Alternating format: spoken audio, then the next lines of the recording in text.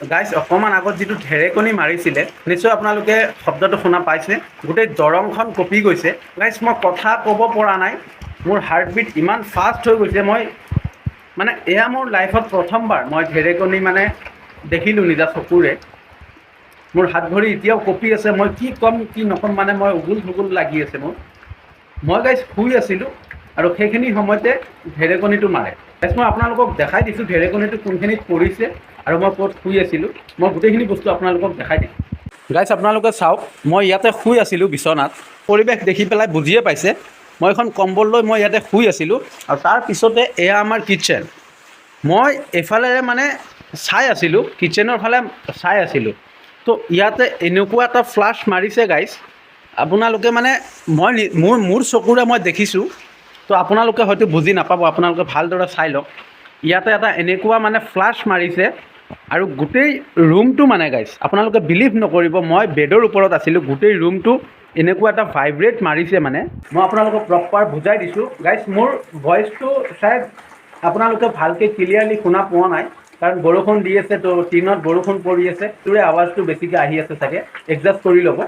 তো গাইজ মই বিচনাত শুই আছিলোঁ, এনেকুৱা এটা মানে ফ্লাছ মাৰিলে গোটেই ৰুমটোত আৰু গোটেই ৰুমটো এনেকুৱা এটা ভাইব্ৰেট হৈ গ'ল মানে যেনেকৈ নেকি যেতিয়া নেকি বহুত ভল্টেজৰ মানে ঝাটকা লাগিলে, মানে লাইনৰ শ্বৰ্ট, বহুত ভল্টেজৰ শ্বৰ্ট লাগিলে যেনেকুৱা এটা ঝাটকা মাৰে, মানে গোটেই ৰুমটো গাইজ, গোটেই ঘৰটো মানে কঁপি উঠিছে সেনেকৈ।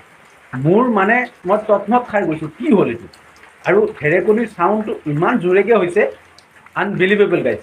এয়া মোৰ লাইফত মই প্ৰথমবাৰ দেখিলোঁ, মই নিজে অৱগত হ'লোঁ কি ঢেৰেকনি যে এনেকুৱা হয়। আজি মোৰ নচিব ভাল আছিলে, ওপৰৱালাই শায়দ মোৰ নচিব ভাল ৰাখিছিলে, তো আজি মই বাচি গৈছোঁ। কিন্তু ঢেৰেকনিটো যেনেকৈ পৰিছে, মোৰ ঘৰৰ বাহিৰতে পৰিছে চোতালত। মই আপোনালোকক দেখাই আছোঁ, আমাৰ যিটো নেকি বিদ্যুৎ ছিষ্টেম আছে, লাইনৰ যিটো নেকি মিটাৰ আছে আৰু ৱাৰিংখিনি মানে গোটেইখিনি বেয়া হৈ গৈছে অলৰেডি। মই আপোনালোকক দেখাই দিছোঁ, ব'লক আপোনালোকে চাই লওক। এয়া গাইজ চাওক, বাহিৰত আমাৰ এটা বৰ্ড আছে বাৰান্দাত, যিটোত নেকি আমি মটৰটো চলাওঁ। তো সেই বৰ্ডখনৰ অৱস্থা দেখি আপোনালোকে বুজিবলৈ পাইছে, গোটেই বৰ্ডখন ভাঙি চুৰমাৰ হৈ গৈছে। ছুইচ প্লাগবিলাক গোটেই ভাঙি চিঙি তলত পৰি গৈছে। আপোনালোকে দেখা পাইছে তাৰ চাৰখিনি গোটেইখিনি ছিঙি গৈছে।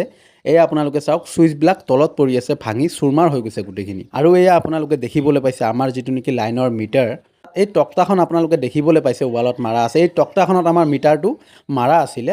তো তক্তাখনৰ পৰা মিটাৰটো চিটকি কেনে ভাঙি কেনে খুলি আহিছে আৰু মিটাৰৰ ফ্ৰণ্ট ছাইডটো, মিটাৰটো এতিয়া উল্টি আছে গাইজ। মিটাৰৰ ফ্ৰণ্ট ছাইডটো গোটেইখিনি ভাঙি চুৰমাৰ হৈ গৈছে গাইজ, আপোনালোকে দেখিবলৈ পাইছে। তো এয়া হৈছে এই ঢেৰেকনিৰ মানে ক্ষতি গাইজ। এনেতে মই পিছফালে গৈ চাওঁ যে আমাৰ প্ৰকাণ্ড জলফাই গছডালৰ পৰা এটা প্ৰকাণ্ড ঠানি ভাঙি তললৈ পৰিছে আৰু ইয়াতে ঢেৰ জলফাই লাগি আছে গাইজ। আপোনালোকক দেখাই দিছোঁ ঠানিডাল ক'ৰ পৰা ভাঙি পৰিছে, আপোনালোকে এবাৰ চাই লওক ভালকৈ। শায়দ আপোনালোকে দেখিবলৈ পোৱা নাই, বুজিবলৈ পোৱা নাই। চাওক, সৌডাল যে আপোনালোকে দেখিবলৈ পাইছে, তাৰ পৰা এই ঠানিডাল ভাঙি তলত পৰিছে। তো ব'লক জল্দি মই জলফাইখিনি বুটালি লওঁ। তো গাইজ ফাইনেলি মই ইমান সময় জলফাই বিচৰাৰ পিছত এইটো চাব পাৰে, এইটো মোনাৰে 1 মোনা আৰু ইয়াতে এইটো মোনাত চাওক অকণমান আছে। মই ফাইনেলি ইয়াতে ইমানখিনি জলফাই পালোঁ। আৰু মোটামুটি ৱেইট যদি মই কওঁ আপোনালোকক, মোটামুটি 12ৰ পৰা 15 কেজি জলফাই মই পাইছোঁ। এঘণ্টামান বুটলাৰ পিছত মই এই 12ৰ পৰা 15 কেজি জলফাই পাইছোঁ। তো গাইজ আজিৰ ভিডিঅ'টোত এইখিনিয়ে। যদি ভিডিঅ'টো ভাল লাগে, ভিডিঅ'টো এটা লাইক কৰি দিব, এটা শ্বেয়াৰ কৰি দিব আৰু এটা সৰু কমেণ্ট কৰি দিব।